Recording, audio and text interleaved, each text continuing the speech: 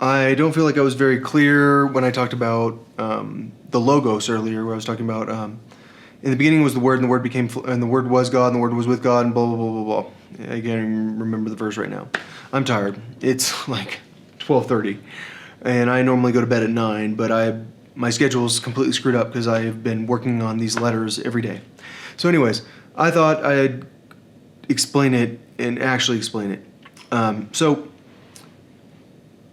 before Jesus existed, there was computer logic. And the computer logic has potential stories that are written for Jesus' life.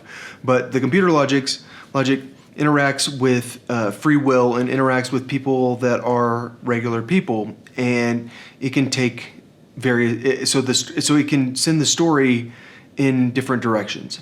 And there are forks in the code. And the forks in the code vary based on decisions you make. Like, do you want to be with Josh? Yes. So when Jesus is talking to God, and he's so certain that God is real, and he trusts this Holy Spirit in his head. Why does Jesus trust God to the point that he gets murdered? It's probably because God proved that he or she existed. And why do I trust that my brain can be hacked and that people can talk to me? It's because they've proven it a million times. Like over and over and over again, they've proven it a million times. And I actually believe that they don't want me to get murdered. But I do think that if I need to get murdered, not a big deal. I mean, I was a clone 2,000 years ago. That means I've been cloned a million times and I've had lives where I didn't get murdered. Maybe this life, my job is getting murdered. And if I have to get murdered for my people, then so be it. As long as that is for that benefits my people's future. And let's face it, are we at a time in history that is very dangerous? We are. Like, this is a very important time in history. So, like, if it's necessary that I die, then I'm okay with that. But Jesus probably had a similar mindset where he was fighting for something and he thought that getting murdered was worth it, but he also didn't think he was going to get murdered until the next thing you know, he's getting tortured. Do I agree with Jesus' extreme pacifist mindset? Obviously, I don't. I believe that there's a time to fight and a time to not fight.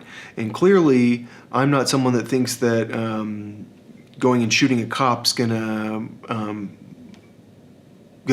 benefit my people's future.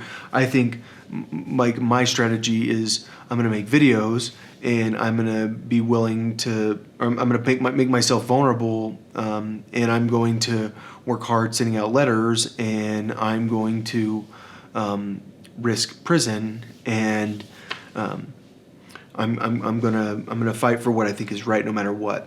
And so I don't think I'm necessarily like Jesus, but there are a lot of stories about Jesus. You know, there's the Shepherd of Hermes, right? And Shepherd of Hermes, I think. Wait, no. What's the story? I don't think it's Shepherd Hermes that tells the story about Jesus. He's on a roof and he pushes the kid off the roof, and then the kid's like unconscious, and then he goes, and everyone says Jesus did it. Jesus pushed him off the roof, and then Jesus like brings him back from the dead, and he goes, "Did I push you off the roof?" And the kid's like, "No."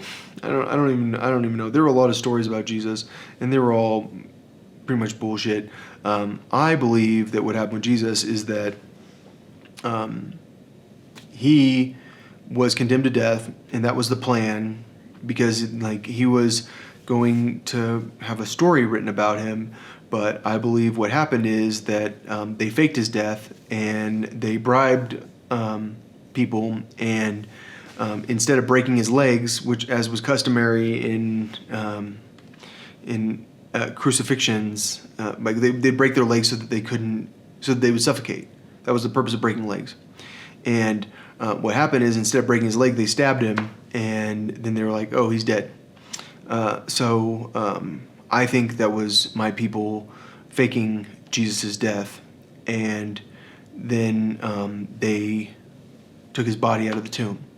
And that's actually what happened. And so when we talk about Gnosticism, people that had secret knowledge, we're talking about people that had secret knowledge that Jesus' death was actually not actually death, it was a faked death. And the reason that people saw him running around is because he didn't die.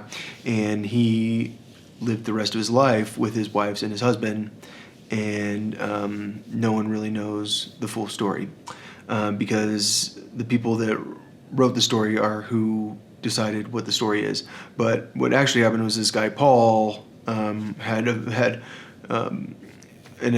magical experience. Also, he had this miracle happen to him where he got converted to Christianity. And Paul was a radical Jew that encouraged people, in my opinion, to be hateful probably towards Jesus, because he never actually knew Jesus. Like Paul's who, like, all the anti-gay stuff in the New Testament is Paul, but in the Old Testament it's anti-gay also.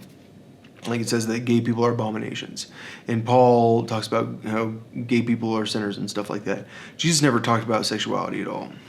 But what Jesus did do, according to the writers, is say that the only unforgivable sin is blasphemy of the Holy Spirit. It's criticizing the voice inside your own head.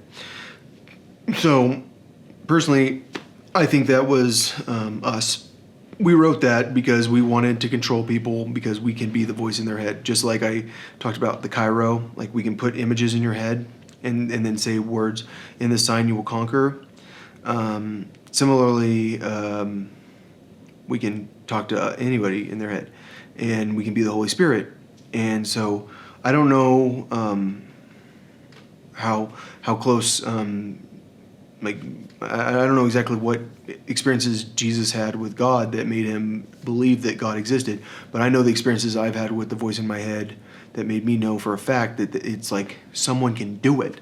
Like, someone can make sure that they can communicate with me. Like, I remember when I was a kid and I was a Christian, I was always wondering, like, why the Holy Spirit would never talk to me. But now, like, as an adult that's an atheist, the Holy Spirit's told me stuff like Joe Biden didn't want Joe Biden to run for president. And that they told me that a week before it came out in the Huffington Post, that Joe Biden didn't want Joe Biden to run for president. I'm talking about the last time against Hillary Clinton. And I think the reason he didn't want to is because we made Joe Biden think that we murdered his son, which was the good son. He has the shit son, and then he has the good son.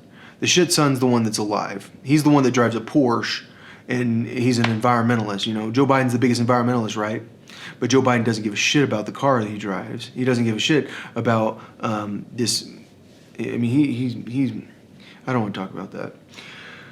All I'm saying is that's what Logos is. Logos is computer logic, and the logic can change based on the situation. And like, the logic is sometimes just like, here's what you're going to talk about, and then you as a human, as a person that can talk, is going to talk on your own.